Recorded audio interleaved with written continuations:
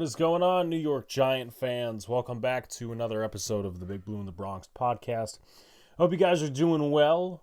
Hope you guys are enjoying the new year thus far. Definitely looking forward to it. Looking forward to growing the channel a little bit more. Obviously, we're going down to Bama at the end of the month, so it's going to be a lot of fun in games. But the New York Giants have one final game to play, and that is against the Philadelphia Eagles this Sunday. And we'll talk minimally about the game. In the second half of our show, for about 10-15 minutes, we have Mitch Kofsky from the Hardcore Sports Network on. He's going to talk to us about the Philadelphia Eagles and some of the achievements that they've done this season. You know, just some stuff about the Eagles.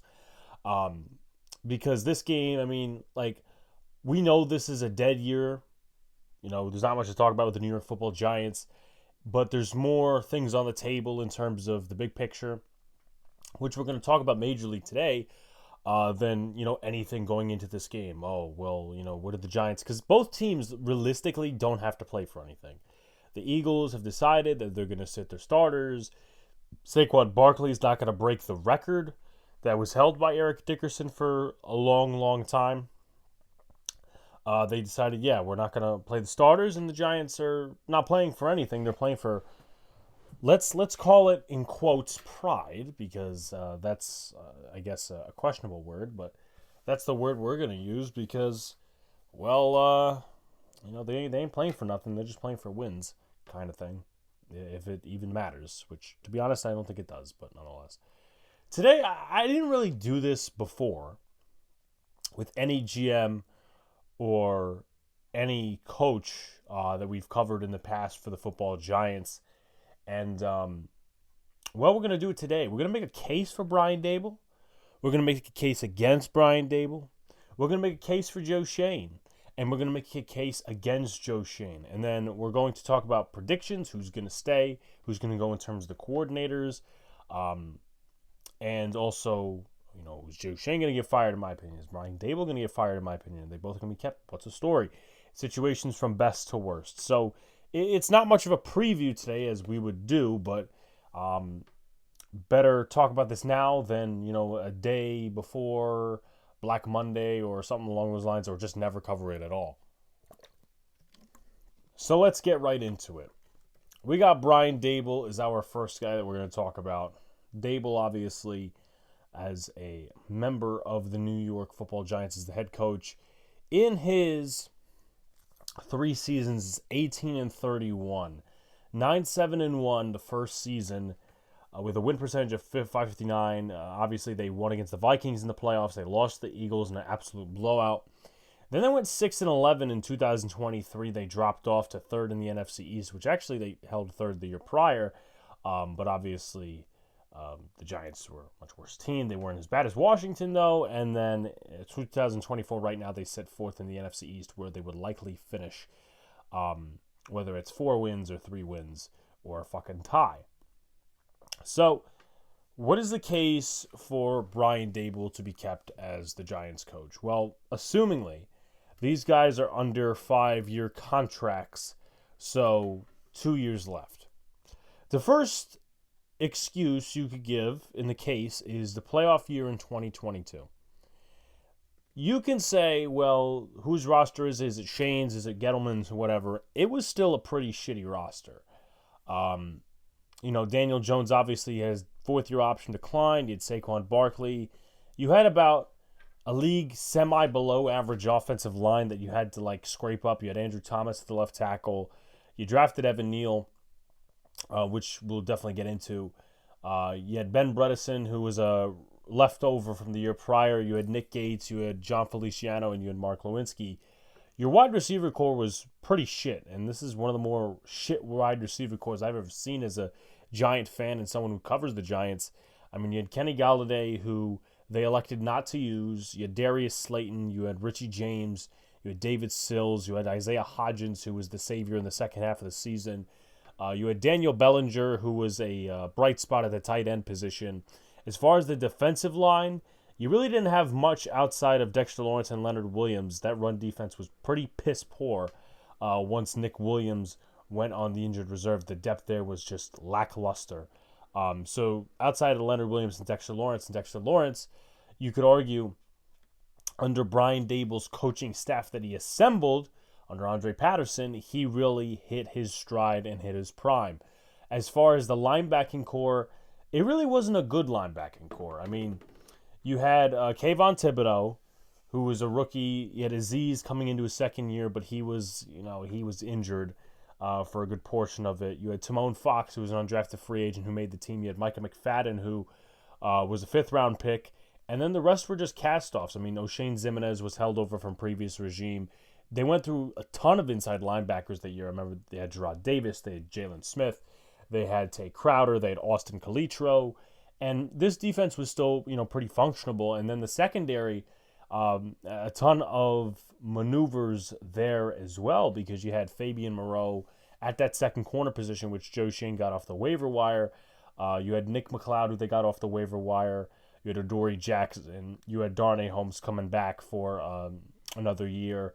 So, a decent secondary, not great. You had Julian Love.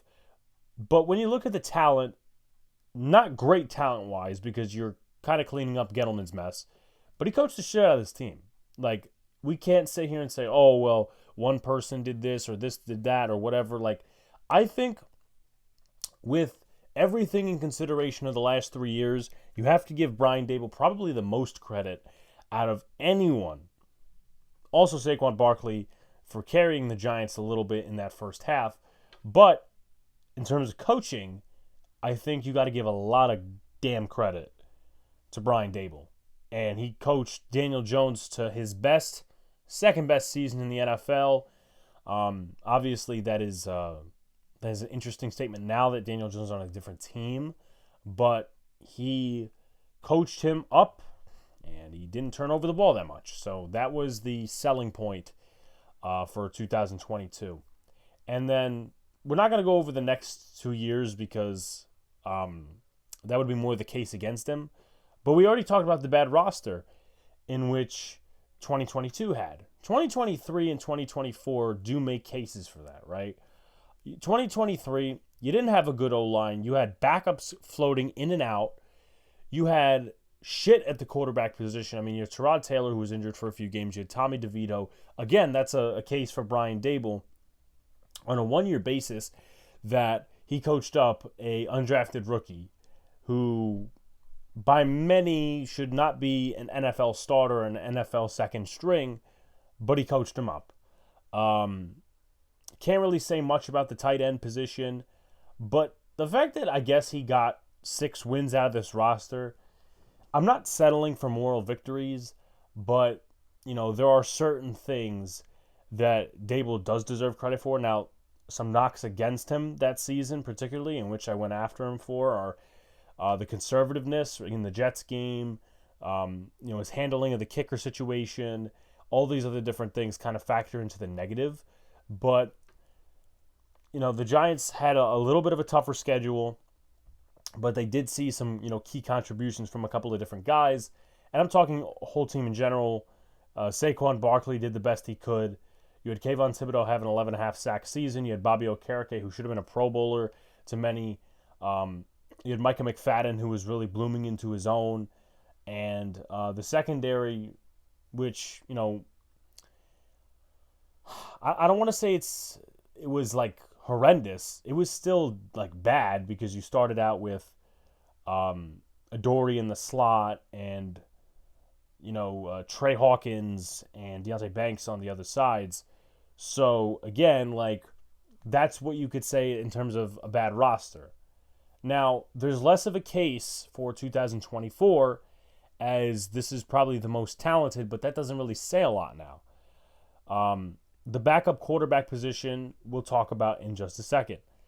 Or we could actually really talk about it right now.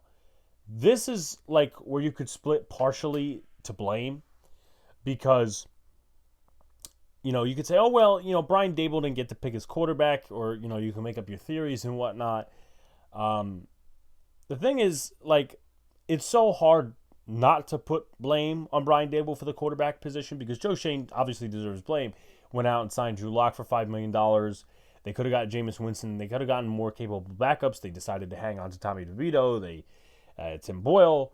So there's that. They did hire Carmen Brasil as the O-line coach, and he's held up. He's held the unit up. So that's like where Brian Daboll does deserve, his ounce of credit. The running back room, Devin Singletary has not really lived up. So that's a bad signing, in my opinion, by Joe Schoen. Tyrone Tracy has been a beast. You have to really give credit there.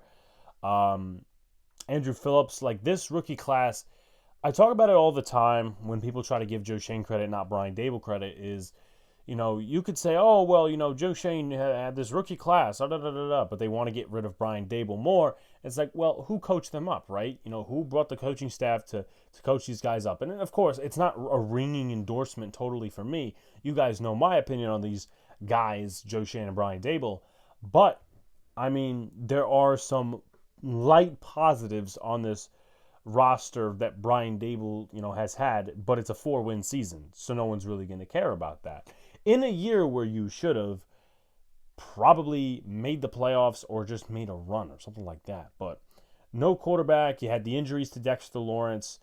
You had the injury to Okereke. You had the injury to Ojulari. You had the injury to your starting left tackle and left guard. So, it's injuries could be a built-in excuse if you want it to be. Doesn't mean it has to be. Locker room hasn't totally collapsed.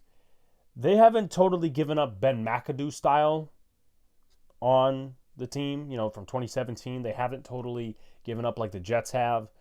They've played competitively in some games. Obviously, they came out randomly and beat the Colts 45-33. They kept in line with the Saints. They were pretty competitive with the Cowboys. Obviously, the Ravens and the Falcons were not good showings. Neither was the Bucs game. But other than the Eagle game in the first half, they were pretty competitive, despite the bad play of Daniel Jones and the little mishaps here and there around the square. So that's where you could say, well, and again, we're trying to make the case for Brian Daboll. We're not trying to make it against him just yet. But he could go into John Mara and say, look, there are 3 games which were blowouts, but other than that, I kept this team in check. They didn't give up like 2017 or the 2024 Jets. This is why I should come back. Now, the final thing I'll harp on, and if you guys think I'm missing anything, please include it in the comments section. Never got his quarterback.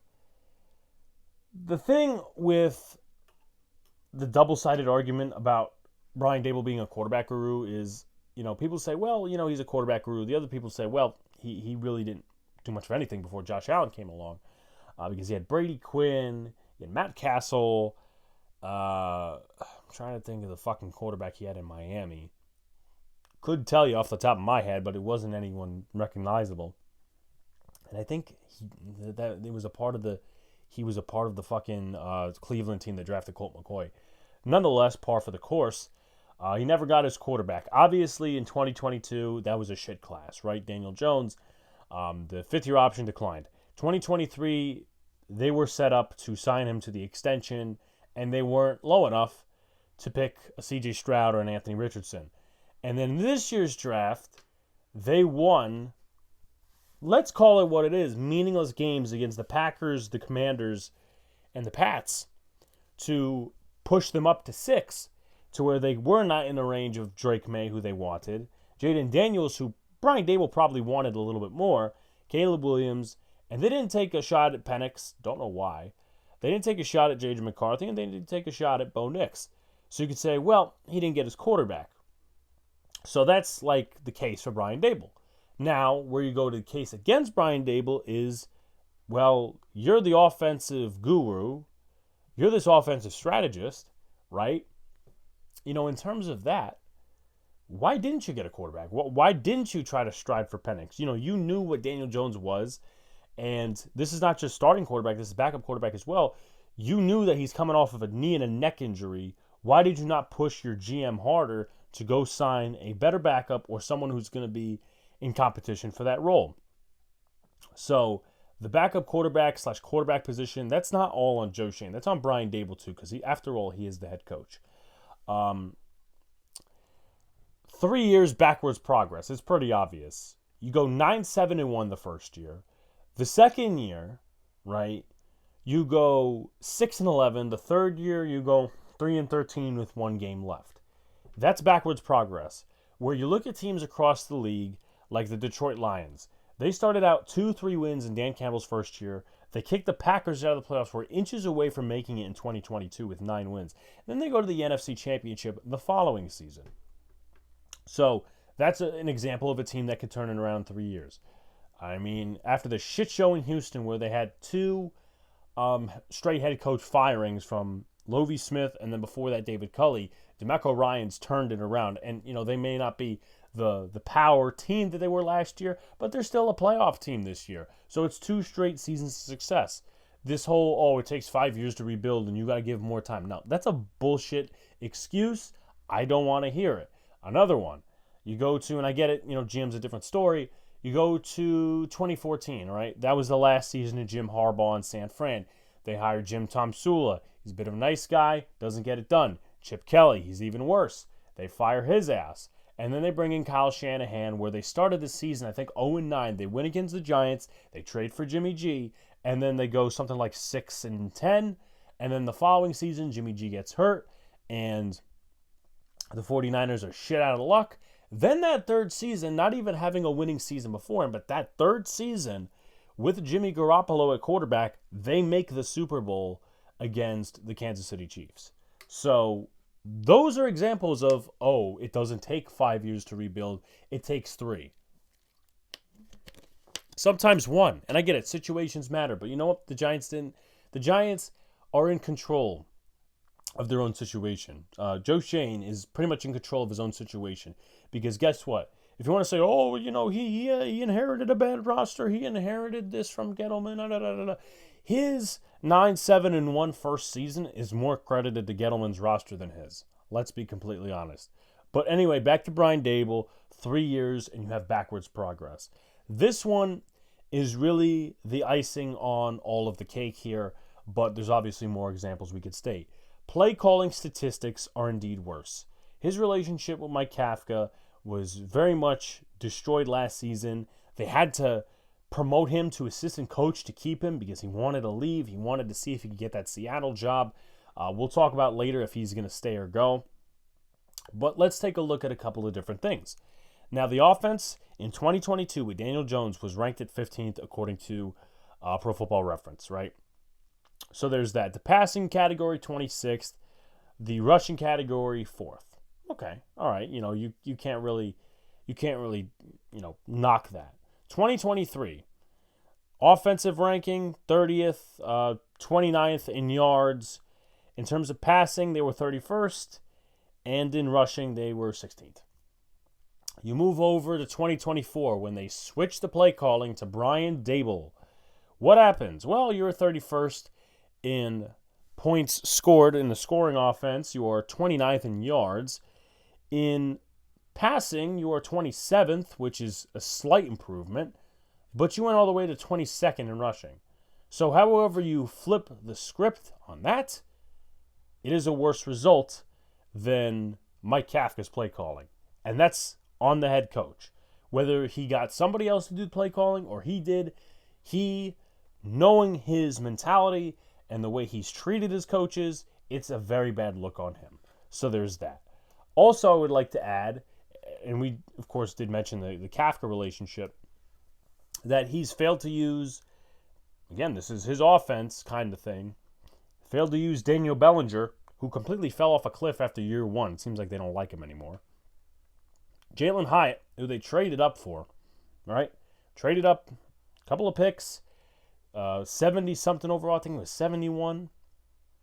He's got 8 catches for like 62 yards this year. That is disgraceful. That's a disgraceful pick, and that is a disgraceful usage. Because they, all training camp, it was, the Jones to Hyatt, Jones to Hyatt, Jones to Hyatt, and now he's not being used. One of the biggest ones comes here, and it's not like, the defense is the worst part of the Giants team in 2024, but this one really started to sound the alarm on the entire Daboll era and his attitude towards his assistant coaches. So, 2022, defensively, the defense does good, right? The defense It's not great, but considering the bad secondary, the bad run defense, which was 27th, they had a 17th ranked points defense, 25th in yards, which is like eh. But if you watch the passing game, they were 14th, right? So you look at 2023, which some improvements on defense. They got Okereke in. They got Ashawn Robinson in. They got Deontay Banks. Against the rush, they were 29th. And against the pass, they were 19th. And they were like 26th, 27th in total rankings, which isn't great. But considering, a couple of factors that they really don't show you on the stat sheet is Wink's defense. And I can't say this, overwhelmingly about Shane Bowen's defense, but obviously we'll add detail, is a lot of the 2022 season was not just Saquon Barkley winning it, it was Wink Martindale, right? Because you look at that first game, you can't really say that Daniel Jones won them the first game. You could say Saquon Barkley won them the first game. You could say Wink Martindale also had a hand in it. Carolina game, 19-16. Wow, that sounds really defensive. The game against Chicago where both their quarterbacks were injured. Well, guess what? The Giants won that game and a couple of turnovers, right? Even one on special teams. Green Bay, you could say the offense did their part, but it's not like the defense didn't do their part either. Baltimore, kind of the same thing. The defense, I think, gave up like 24 points to a certain extent in like the third, fourth quarter. And then the Giants started making their way back. And then the defense got a Julian Love interception. And then they also got it was a Love interception. Then it was a Kayvon Thibodeau forced fumble, which he recovered. Against Jacksonville, the defense made the final stand. The offense was like based in one half, really, for the Giants. I mean, they had 2 touchdowns, I think, and 3 field goals. They had the Daniel Jones to Slayton touchdown, and then they had the rushing touchdown by Daniel Jones, which is a quarterback sneak. Seattle wasn't great. Houston, you could go either or with that one. Saquon Barkley had a massive day. Detroit, Dallas, Washington, like some of these, do stack up badly on the defense, but for the most part, anyone who's unbiased could say, well, Wink Martindale helped, this team win some games. So there's that. You had 2023, which was kind of a similar situation, but obviously the Giants sucked a little bit more. The game against the Commanders where they scored 14 points and left 7 for the Commanders. That's defensive. The Buffalo Bills game, which they should have won. That's a game where Wink Martindale stepped in. Now, of course, 40 points against the Cowboys doesn't do you all that well, but the Giants offense scored 0. The Cardinals game, right? 28 points ain't great against the Cardinals, but they did shut them out in the second half. 49ers, will agree with you. That's not great because Christian McCaffrey kind of tore us up. Seahawks, not great either, but when Daniel Jones has a few costly turnovers, doesn't help. The Jets game, 13-10. Obviously, there was a bad penalty by Adoree Jackson on Garrett Wilson towards the end of the game, but with Tommy DeVito only throwing the ball twice, the defense did a pretty good job, and that was Kayvon Thibodeau's breakout game. Not great against the Raiders, the Cowboys. This one was one where they started to feud a little bit because Wink wanted to play his traditional defense. Brian Daboll said to him, we don't have a quarterback. You need to start playing zone. So 49 points is not a great reflection. The Commanders game, I think they had 6 turnovers on defense. The Pats game, that's definitely a Wink game. Packers game, you could say probably, yeah, I would say that, part of it was due to Wink Martindale. The Eagles game, the last game he coached, I should say, was definitely a reflection on Wink Martindale. So, supposedly, Daboll was going to fire Kevin Wilkins and the Wilkins brothers because the outside linebacker position was not functioning. Wink wouldn't have that, and just things started building up, and of course he got fired, he resigned, whatever the fucking story was. People will say, that's Daboll's, that's not Daboll's fault, that's Wink's fault. But the problem is that he's had a bad relationship, not just with Wink, but Mike Kafka.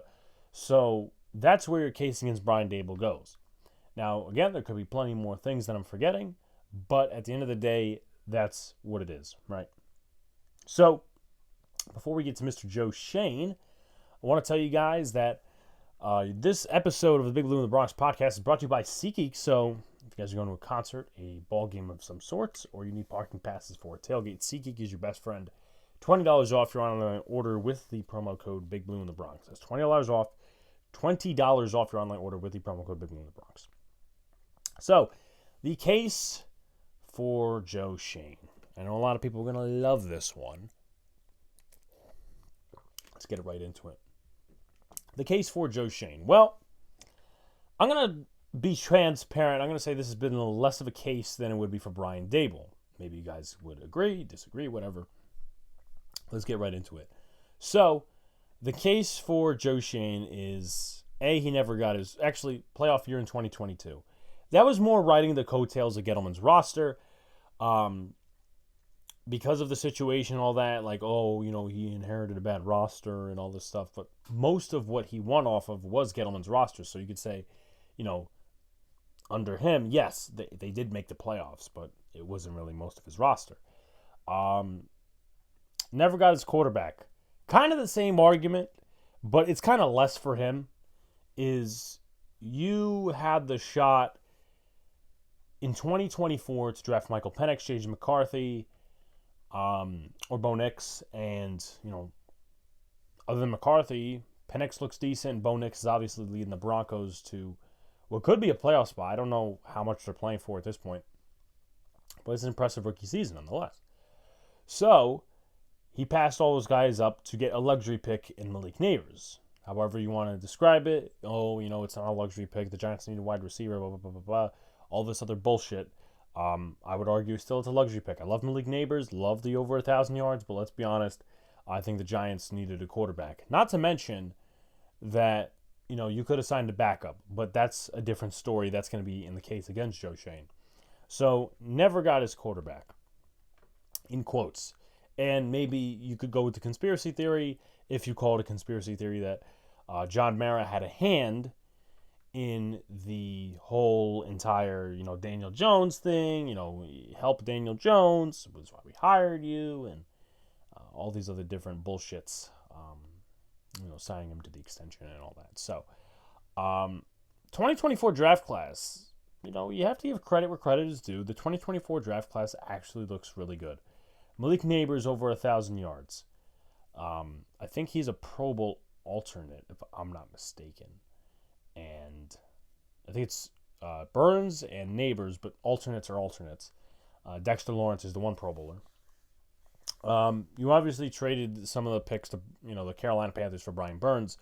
Newman, I'm not going to go ahead and oh my God, this is a great pick, because I don't think he showed a ton, to be honest with you, before the injury, which I hope he gets back easy, and I hope his rehab is good. But at the end of the day, that was an overhyped pick to what it is now, and I get it.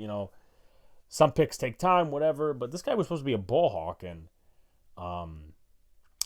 he hasn't really shown that.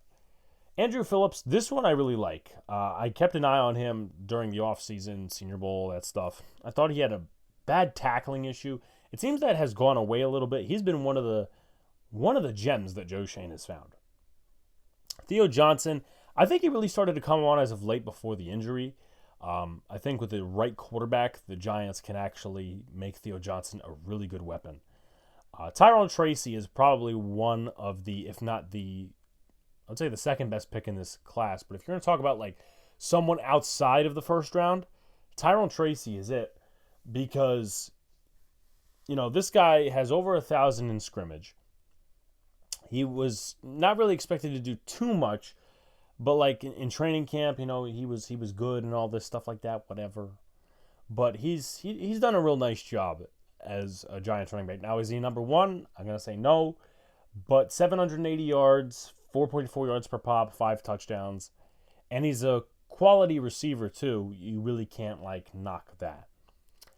Also for Joe Schoen, I'd say his free agents have worked out better than Dave Gettleman's, which, is it a high bar? No. But let's take a look at, some of the guys they've signed. Drew Lock, no, not really. Okay, so we'll move on. John Runyon. I thought that was a decent signing, and, he obviously did the job while he was here. He's not horrendous. Jermaine Lemonor. I think he's played really well for his contract. Played both tackle positions. He's played, again, really well. Stinney. His depth signings along the offensive line haven't been terrible. They haven't been terrible. There's other mismanagements I want to go through. But his depth signings, in terms of this year, Aaron Stinney signing, not bad. Not bad, I must say. Obviously, you have to give some credit for, re-signing Dexter Lawrence and Andrew Thomas.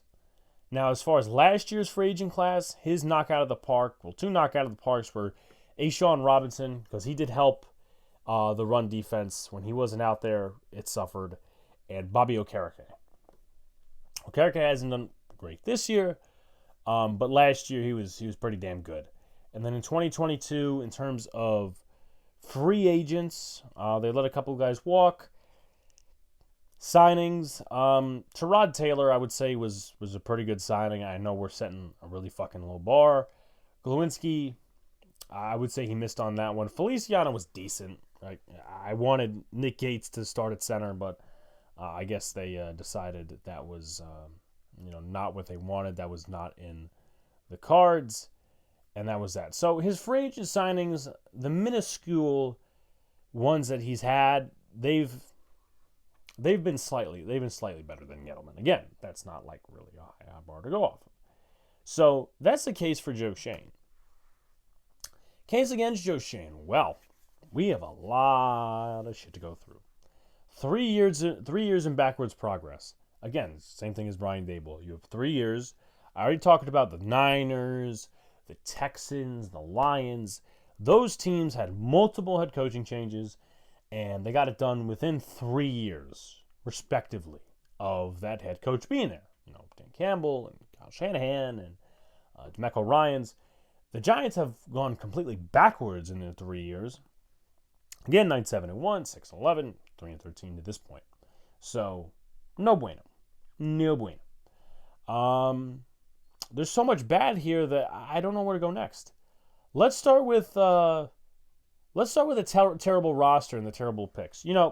I did say that he kind of won off Dave Gettleman's roster in 2022. And it's true. Let's go through his draft classes and some of his signings and just overall, right? Not to mention that they didn't want to factor in Kenny Golladay for whatever reason that is in the offense, but I digress. Kayvon Thibodeau. You guys might agree with me. You guys might disagree with me. He has not lived up to the pick. Don't care what anyone says. To me, he kind of reminds me, in terms of career trajectory, maybe I'm putting him down more, Dante Fowler. Because guess what? He kind of has a similar arc. Maybe Vic Beasley. Maybe that's one, right?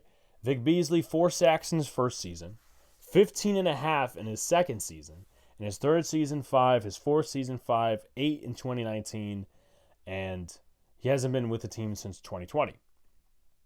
Dante Fowler, on the other hand, he is currently in Washington, where he has 10.5 sacks. He's being utilized by Dan Quinn, who obviously coached him in Atlanta. But Jacksonville, his first year, 4 sacks, 8 sacks his second year in 2017. 2018, he had 4 sacks, and then was dealt to the Los Angeles Rams in 2018, and then 11.5 sacks in 2019. So a sporadic number of production for Mr. Dante Fowler. And Dante Fowler, if I'm not mistaken, was a top 10 pick. I want to say top 5. Yeah, he was pick number 3 of the 2015 draft. Vic Beasley, on the other hand, pick number 8. So same draft class. Kayvon Thibodeau has that arc. He just hasn't put up the production that a lot of Giant fans and a lot of people thought he would. Because guess what? If you didn't trade for Brian Burns, that means Kayvon Thibodeau's doing his job. If Kayvon Thibodeau's not doing his job, then that means you need to trade for Brian Burns. And that's what the Giants did. Evan Neal's a total bust. There's no ifs, ands, buts, ors about it. He is a total bust. They fucked that up. You want to say player development, whatever. Evan Neal, total bust. Charles Cross is looking decent. Ikem Ekwonu's coming over his weaknesses. There's that. Wandale Robinson, picked over George Pickens. I would say he's decent for the pick. 43, maybe not worth it, but he's got separation. He does have a small catch radius, which is his big issue because he's about as tall as me. So there's that. Josh Azudu, awful pick. Awful. Didn't know who this guy was when he got drafted. Awful pick. Awful guard. Awful tackle. And you could say, well, if he was drafted in the 5th, 6th round, you wouldn't care. You're right, you wouldn't care, but he was drafted with 67 overall. Cordell Flott. They couldn't put him in the slot. They couldn't put him at boundary. It was on and off and on and off and on and off. Well, he really hasn't lived up. So if a new GM comes in the next few years, he's probably not going to be here. Daniel Bellinger, year 1, very good. Last 2 years, nothing. Don't know why, but that counts as an L. Zane Belton, they signed Jason Pinnock. They had McKinney play. They had Love play. Belton's been on the shelf, even with the Tyler Nubin thing. Micah McFadden, right? Good pick. Give him credit. DJ Davidson, decent for a 5th rounder. McKeithen, stinks. Darian Beavers, no longer on the roster. So that's as far as the draft picks. Now, the signings, if you want to make bones about it, I'm not going to go after depth guys like Justin Ellis, Jihad Ward, Richie James, The one I will attack was Mark Lewinsky. Like, he did not work out whatsoever in a Giants uniform. It was more for the run blocking case, and, he just didn't make it. And that goes on Joe Schoen's record. So you go to 2023, and that's another horrendous draft class. But as far as, like, some players that he signed that maybe didn't work out, Paris Campbell, can't really make bones about. Like, not many bad signings in 2023. He did make the failed trade for Darren Waller. Not great on that one. Obviously, he had half of a productive season. Was supposed to be this number one target. All the hype in training camp. And then after that, he retires. So there's that. His draft class, Deonte Banks, he stinks. I think he's a bust. He clearly does not fit Shane Bowen's system. And even if Shane Bowen gets fired, probably will be going into 2025 in his third system. It's just not ideal for a young player. John Michael Schmitz, definitely not the player that a lot of people expected him to be. It looks like Joe Tippmann's kind of beating him out for that top center spot of 2023. Just the development hasn't been there. I wouldn't say he's like a bust for a second round. I'd say he's like decent to below average value. Jalen Hyatt, complete bust. Obviously, they traded up for Banks. They traded up for Hyatt, so that removed a lot of the picks. Eric Gray, not a good pick. I mean, he's a special teamer, but he's not a returner. He's probably best used as a pass catcher out of the backfield. That's all. He's not a great runner, not a good pass protector. Trey Hawkins, depth corner that they needed to start due to not really assessing proper assets in the secondary. And I will say it was a good trade by Shane to get rid of Kadarius Toney for a third and a sixth. Jordan Riley, decent, not really great. And Javarius Owens, who is currently not on the Giants, right? He sits on the practice squad of the Tennessee Titans. So there's that. As far as other moves, you really can't, like, piss on him for that. But his draft class, again, horrendous. So you move to 2024. As far as bad signings if you want to put Drew Lock there, you can. Because $5 million, not great. They didn't even start him when Daniel Jones was benched. So you have that. And that's another thing we got to talk about. $5 million, not great. And then obviously he has started since. And he's, the rotation of injuries with DeVito and all these other different things. They traded for Brian Burns, which is a bad trade, I will say. People say, he's got like 8-9 sacks this year. Why would you call it a bad trade? I call it a bad trade because he's a good, not great player, and you gave him a second and a fifth round pick, and you gave him over almost $30 million a year. That's where I say you kind of fucked up. And you didn't need to do that if Kayvon Thibodeau was living up to his hype. And the draft class you really can't attack. My biggest thing is the Burns trade. Drew Lock, and we could go into some of the other things, right? So that's really, most of the terrible roster, terrible picks. You let go Saquon Barkley and Xavier McKinney for nothing. Now, of course, you're not going to get rid of Julian Love in a win-now year in 2022. You're probably going to get a comp pick, obviously pending any free agent signings. But in 2023, when the season was over, you traded Leonard Williams. You treated him well. Said, hey, we're going to give you a shot to go play for a contender or whatever. Traded him for, I think it was a second and a fifth. So there's that. Barkley. Now, people could say, well, he didn't accept the money that Shane gave him in 2022, near the bye week. Okay. Well, I mean, if you're postponing talks till the end of the season and you feel like that you don't value running backs, because we obviously saw in Hard Knocks that he didn't, trade him. Convince John Mara, look, I want to get something for him, and I want to give him the best opportunity. And he didn't have to go to the Eagles. Like, you were not going to trade him to the Eagles. You'd probably trade him to Baltimore, this, and the other thing. And they would have success, but you would get that draft pick back. Same thing goes for McKinney, right? One of the best safeties in the NFL now. He obviously was chirping a lot last year due to his role. You let him walk for nothing.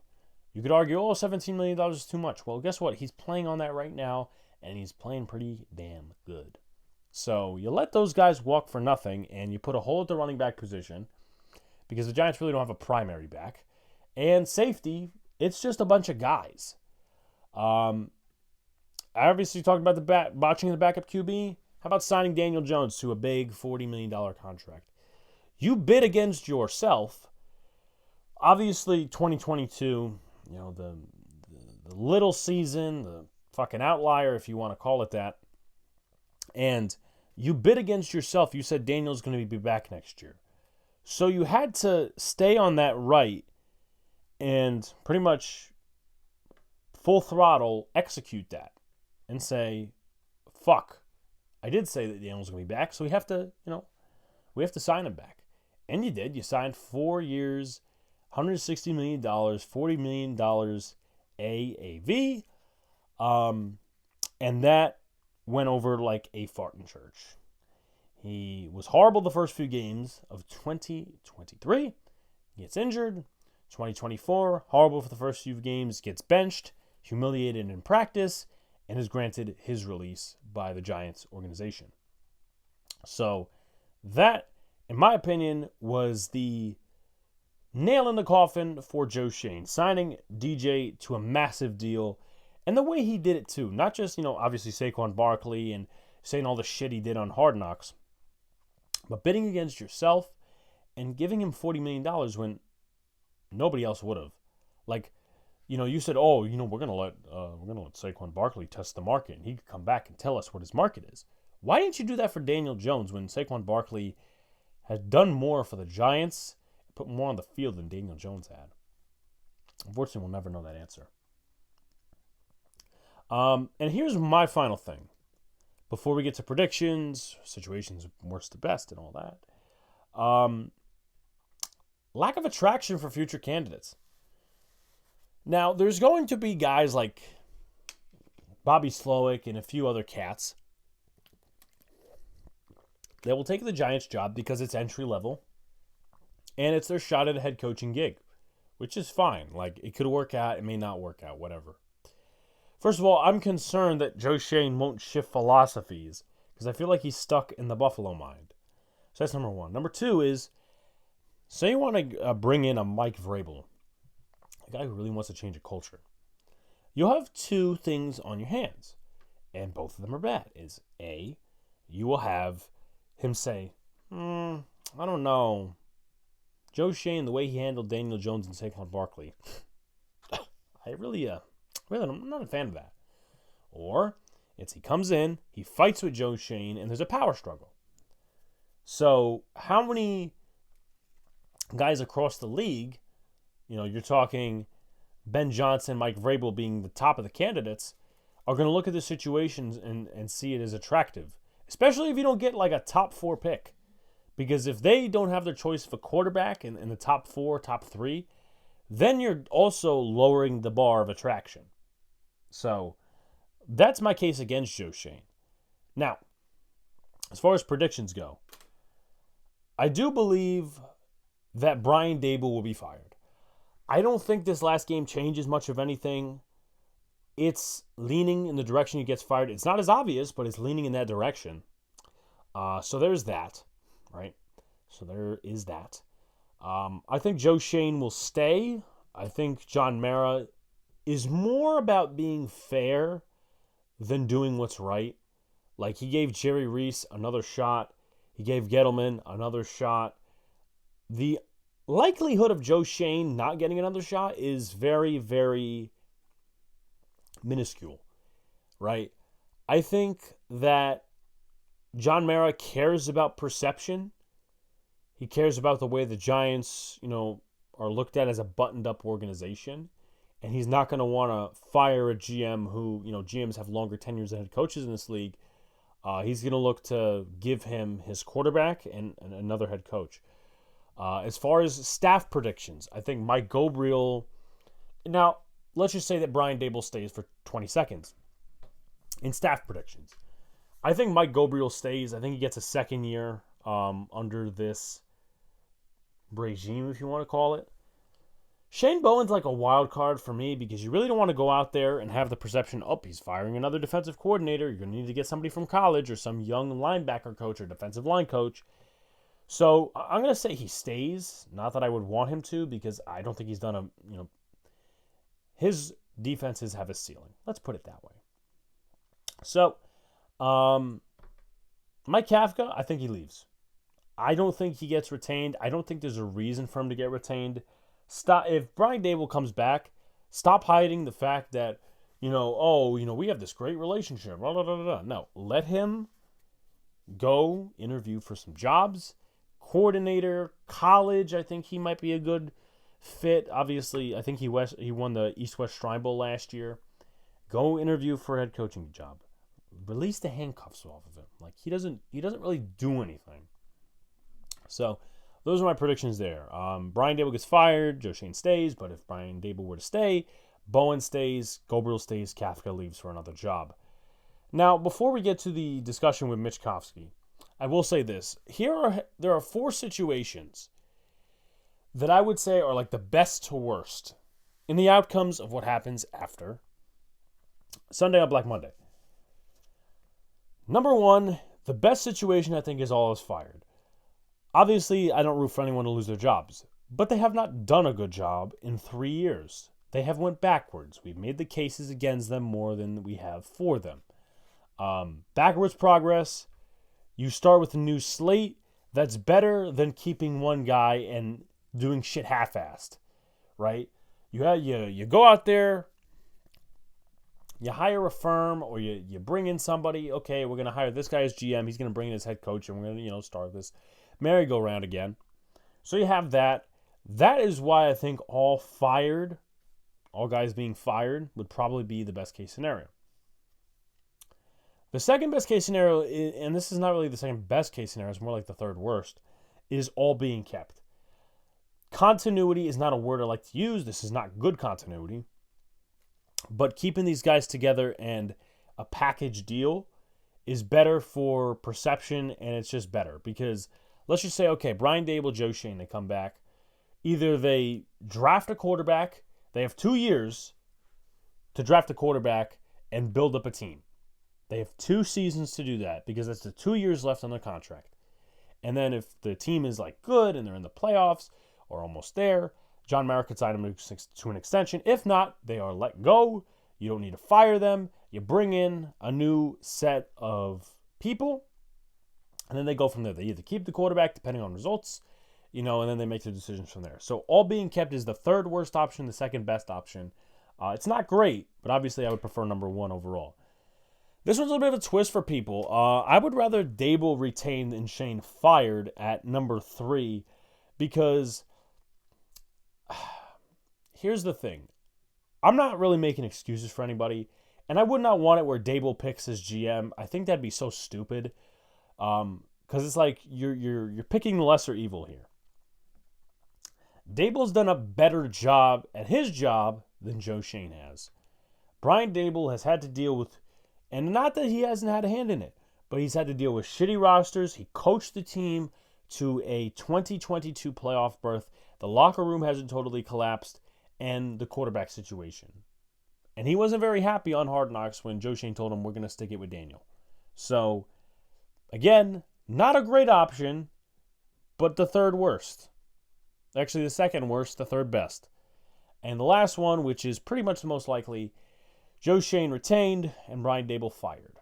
Now, of course, from the outside perception, it's better in terms of stability if you fire a head coach than you fire a GM and you let the coach stay. Because you don't want that head coach picking a GM. That'd be stupid. But Joe Schoen has done an awful job in 3 years.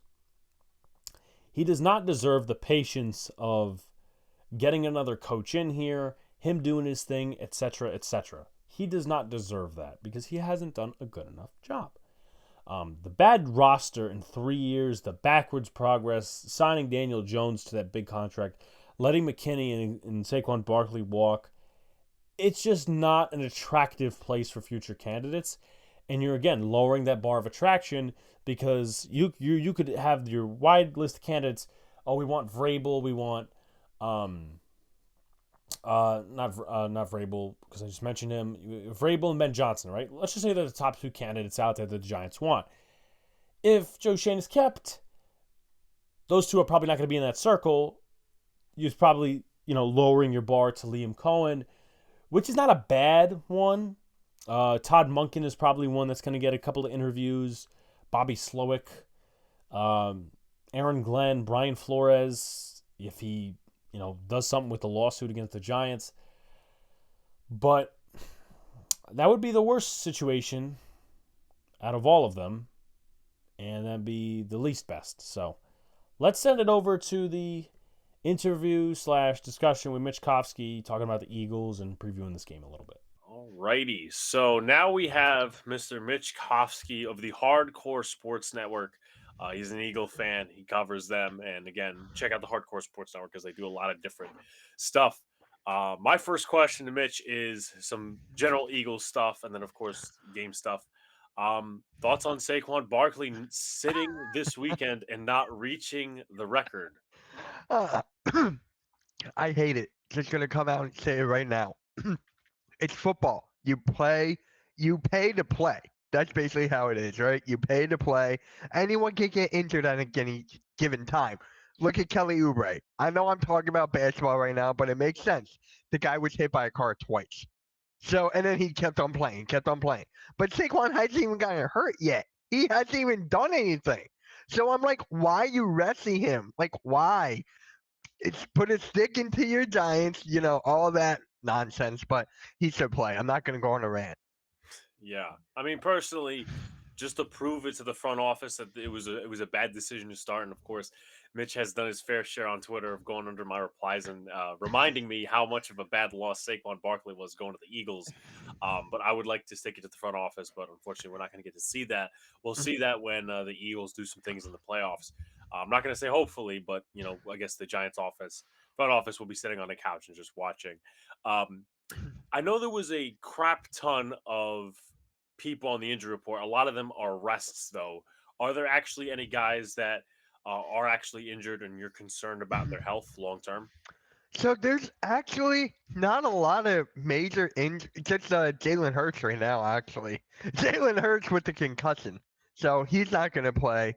But it's actually kind of like it's not funny, but you have other quarterbacks come back within a week, like Tua, like how many concussions he's had, and then you look at Jalen Hurts, it's taking him like a couple weeks to a month to get back. So that's the only major one I have worried about. The other ones, it's just like rest or whatever. So that's the major one. Are you concerned? Because I was actually funny story. When the Eagles played Washington, I was up at a bar in Wind Gap, Pennsylvania, and there was a lot of Eagle fans there. And I Yeah, was kind of not gonna lie, I was kind of rooting against the Eagles while rooting against my Giants in the same stature. They had right. multiple games on, but are you worried that going into the playoffs? I don't know how the bracket looks and who you guys would play. Are you concerned about Jalen Hurts' rust? I am not concerned because we have so many playmakers on offense side of the ball. Saquon, AJ Brown, Devontae Smith, Goddard. He's supposed to be back by playoff time. So we have a lot of playmakers, and our offensive line is so good. A lot of people thought we were going to be terrible without Jason Kelsey, maybe taking a step back, but we have three Pro Bowlers now. We have three Pro Bowlers on the offensive line. So I think he will be just fine. He doesn't have to throw a lot because we have the best running back in the league. So I'm not worried at all. I am not. Yeah. So the Eagles, I think this is probably their best because last year was a lot of drama, a lot of Yeah. nonsense. Both coordinators went out the door, not because they got head coaching jobs. It was actually because they were terrible. Um, but what are some similarities and differences between this season for the Eagles and the 2022 season for the Eagles? The 20, the major thing is the coaching. That's the major difference because you look at Vic Fangio and how he turned it around. You have not saying Psyche. I'm drawing a blank on the offensive court. I forget the name of the offensive Shane Steichen. coordinator. Thank you, It thank was you. But meant to then be Shane now I'm Steichen. just like, yeah. But it's offensive coordinators by far. It's the whole coaching staff by far that had changed because Nick Sirianni back then when doing that Super Bowl run, he had no say, like no calls, no play, whatever that is. And then now he doesn't have to do that. We have the Dan Quinn. That was it. Thank God. Quinn and Vic Fangio, the best. Like, can't be mad. I love these. I love these coaches. That's the big difference. Yeah, definitely. I was looking at IR, and this is just a random observation because I've noticed it the last few years. And you might say, well, the Eagles have a number of playmakers, so it doesn't really matter. What's been going on with Dallas Goddard? I mean, I know the last few years he's been on and off the IR. I mean, is there a real concern there, or what's the story? It's just like with Goddard, just the same exact thing, man. It's just the guy can't stay healthy. He's just on and off. This is his second time this season that he got injured.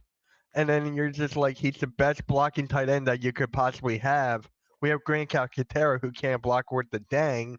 So that's like the major gripe. It's the blocking ability from Goddard. That's the main thing we're missing from him and his catching ability. But yeah, it's blocking for him.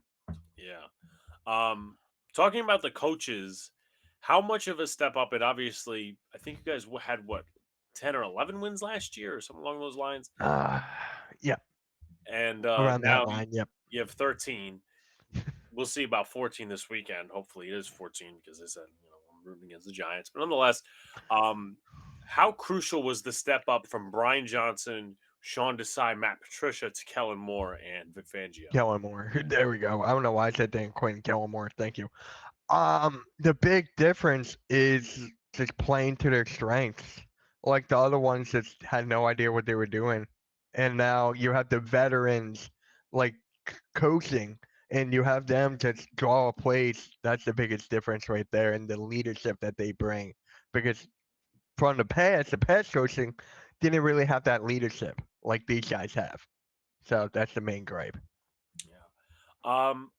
Looking at the total defense, it's number one in passing. It's number one in total yards, which is pretty damn impressive considering Yeah. where the Eagles were at a year ago. But I looked at the sack category, and I know that Vic Fangio's defense is not like it's pretty much a polar opposite is a Wink Martindale defense for or Brian Flores defense where they play back a little bit. They're not they let the front four get to the passer. Considering how much money you paid this guy coming over from the New York Jets, he only has 2.5 sacks this year. Now, has he gotten more pressures, or do you think he has been a disappointment on the stat sheet, that being Bryce Huff? I just been like the whole thing with the Bryce Huff thing. It's just like it's just a disappointment. We've had so much stock into him, and he just didn't show up for me. Like that's the biggest gripe. It's just like he didn't show up, and we have so many other playmakers on the defensive side of the ball that pretty much took his shine. So it just didn't fit. It happens. Didn't fit. Yeah. And, obviously there were a few seasons with the Jets where he was waiting to come up with the sacks, and obviously last year he kind of cashed in, and that's where he got the big contract with the Eagles. Yeah. Um, Asking about the secondary and a former Giants player, believe it or not. Um, you got Cooper DeJean and Kenyon Mitchell in the draft. We're going to talk about them in a second. Yeah. But James Bradbury, there was some talk in the offseason about him moving to safety or doing this or doing that. Do you think his days are slowly coming to an end in Philadelphia? Yeah, he didn't even play at all this season. He didn't even play, so yeah, his numbers are done. Like he's out of there. He gotta get out. Nobody wanted him in the first place. Nobody wanted him. Everyone wanted Quinion Mitchell to be in that spot because Quinion Mitchell is a future lockdown corner, and he's a lot better than Bradbury. He lost so many steps, Bradbury, that he's not even on the field. Yeah, it's a big part of it. Yeah. And how did he perform? Because I don't think I talked to you last year about the Eagles. How did Bradbury perform the year prior? Because I don't think it was. I think he took a step back per usual in James Bradbury's career. So last year he did pretty good. He took like a step up. It was kind of like a mixture of both, but he had a better season than last year. And then it was like a tail end of the season where he started to fall off. He started to fall off, and he was just like, it was all mental with him. It was all mental. He was keep on getting burnt left, right, and center, and everyone was like, "Why is he still here?" Because of that contract. That contract was so unbearable that we couldn't let him go. We couldn't cut him. So then now we were stuck with him, and now he's not even on the field. Yeah. And who, in your opinion, now these two have played well, but who, in your opinion, has played better as a rookie? Cooper DeJean or Kenyon Mitchell? I'm gonna have to go with Quinion Mitchell on this one because he only let up one touchdown throughout this entire season, and that was this past week. So I have to go with Quinion Mitchell because he locked down all the best number one corners like Cooper Cup. I can go on and on. He locked down the best guys, and he's just been incredible. Like he was the best choice in my opinion, the best rookie out of the two. Now, usually I would ask the opponent or someone who's covering the opponent, like your X factor for the Eagles, the X factor for your team in this game. But I'm not going to really go that route because the Eagles are playing their backups. Yeah. So there's no point in that. But what I will say is, from an Eagles standpoint, what are some players you want to see more reps out of as backups, maybe, coming into next year, kind of like a preseason esque look type of thing? Jeremiah Carter Jr. I would love to see him take that next step to take advantage because we've seen him in the preseason, him being the big run stopper, him getting to the quarterback, him just being like his dad. So I just want him to show out. I want to see what he's capable of. I already know what he is because I've seen a lot of film. This guy is so good, and our linebackers actually got better with Zach Barnes the Kobe Dean. So it's just like he couldn't step up, and now it's perfect time to step up and show everyone what he's got.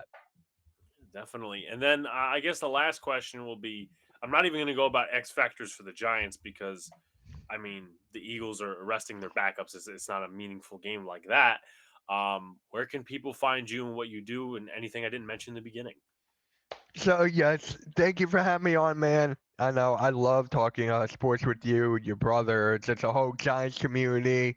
I mean, right now, one of your guys had the Giants going 11-6. I'm not going to mention any names, but yeah. But I really appreciate you having me on. You can find me at Mitch Choxy on YouTube, Twitter, Hardcore Sports Network, Stream Punk Entertainment. I'm in another network actually. And my second channel, MK Meets World, reaction videos and all that stuff. So that's where you can find me. Oh, and also for the record, let's just say you mentioned someone mentioning the 11-6 record. I will Yeah. say that, listen, I predicted the Giants at 6 wins. They have half of that right now. So that's, Yeah, yeah. you I think know, you I, know who I'm talking yeah, about. of course. But feel free to check out all of Mitch's stuff with all his different networks that he does uh, his stuff on and covers the Eagles and all these other different Philly sports. Like, comment, subscribe for this channel. Turn on post notifications so you know when a live stream pops or drops.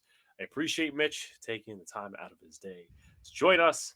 I know obviously the Eagles aren't playing for anything this weekend. The Giants are, well, they're either going to end up with a top four pick or they're going to set themselves back for another few years. But let's hope they.